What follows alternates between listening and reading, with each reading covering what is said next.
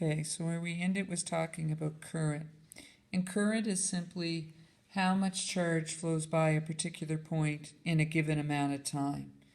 Okay, how much charge flows past a given point in a particular point in a given amount of time. You should be able to almost hear the equation there. How much charge, Q, flows past a point in a given amount of time, delta T. The equation for current is just charge divided by time.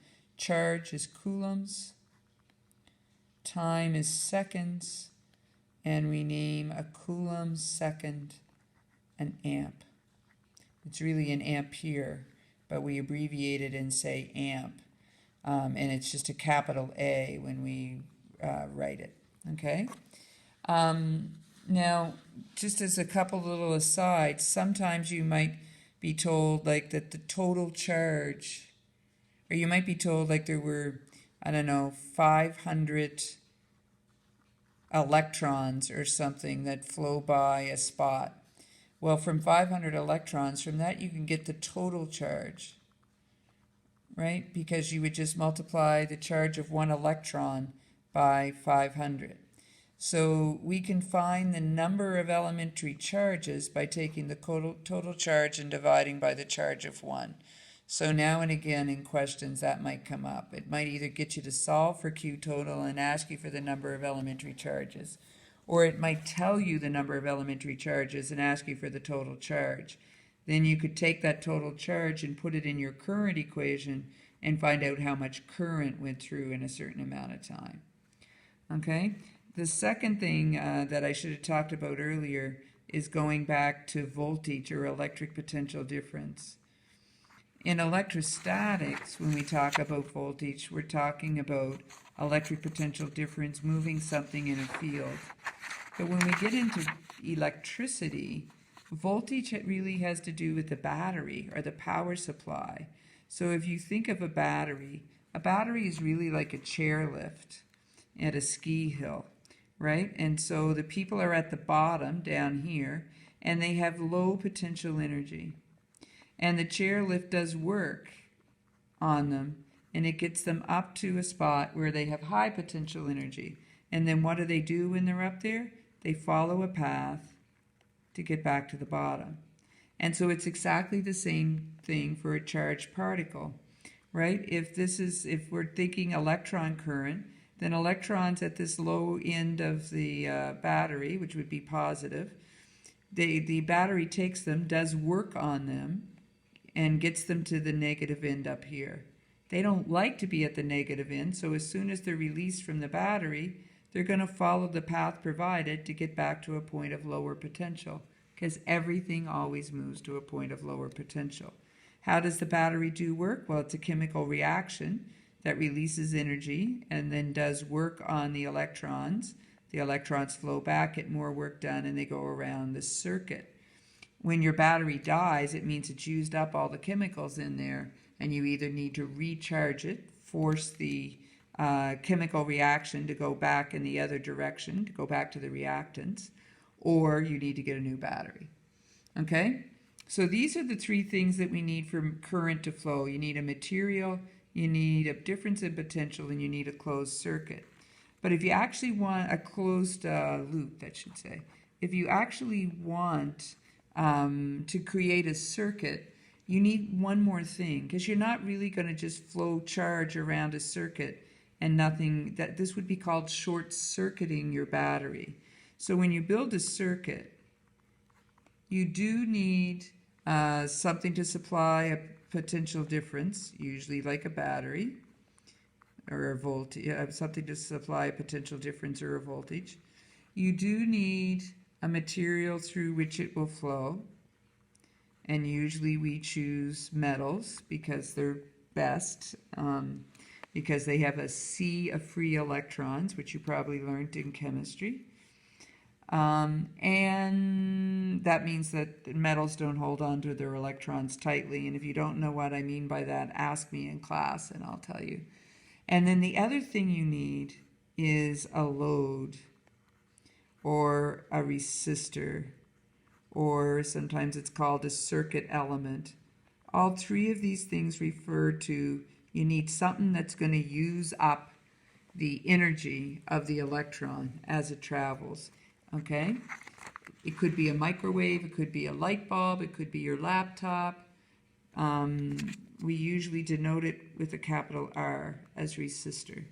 And so that brings us to what's known as Ohm's Law, which you would have seen in grade 9 and which you will see again in grade 12 physics. Ohm's Law simply says the amount of current that's going to flow through a circuit is dependent upon the voltage and the resistance of the circuit. Okay, so the current will be the voltage that the circuit has divided by the resistance of that circuit. We usually write it as V equals IR. Okay, if we think about the R is the resistance, and when we rearrange it, then it's V divided by I, which is volts divided by amps, and we rename this an ohm. And the symbol for an ohm is a capital omega, a stick man that's bow-legged and bending over. Okay, so I'm sure you've heard of Ohm's Law. I'm sure you've used it in grade 10, but you might not remember it. Now, the couple last little things in our preview will be done. One is, so if you have a circuit, this is the symbol for a battery. This is the symbol for a resistor. And so if I told you the battery was 120 volts and I told you the resistance was 20 ohms, then you could do V equals IR, I equals V over R, and you could find the current through the circuit, and it would be 6 amps. If I wanted to measure that in real life, I could use something that's called an ammeter. Its symbol is a circle with an A, and it's simply a meter that measures the current, the amps. If I wanted to measure the voltage in a circuit, I would use something that is brilliantly named a voltmeter, and it's a circle with a V. Okay? Now, the one other thing is series circuits and parallel circuits, because not every object in your house is on its own circuit. You'd need an awful lot of wires. So really, there are objects in your house that are attached to the same circuit. And you may already know this if you've ever flipped a circuit breaker or blown a fuse, depending on if you have an old house or a newer house. Right? So it might be that all the electrical outlets on the upper floor of your house or on the left-hand side of your house are all connected in the same circuit. And so if something happens in that circuit, they shut down. So they could be all connected in what's called series.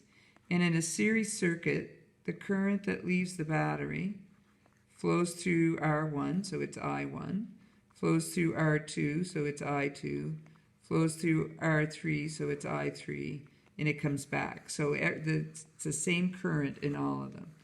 In parallel, it's a little bit different. In parallel, the current has a choice. So it leaves the battery, and the short side is always the negative side of the battery, and the long side's the positive. And we'll do that in physics too. So the current leaves the battery, and when it gets to this spot, it has to choose. It could go this way through R1, and if it does, it becomes I1. Or it could keep going up and flow through R2, and if it does that, it becomes I2. I2 comes back down, hooks up with I1, and it comes back to the power supply. So in series, I total is equal to I1 is equal to I2 is equal to I3, the total current leaving the power supply. But in parallel, I total is equal to I1 plus I2, and if there was another resistor there, it'd be plus I3, etc. Okay, so that's a series circuit, only one path. Parallel circuits, the electrons have a choice. More than that, if you need it, I'll get to it during the year, or we'll do it in Physics 12. For the rest of the class time and for homework tonight, you want to try the rest of the sheet, perhaps? Is that too much? If it is, you can just go to 15 and then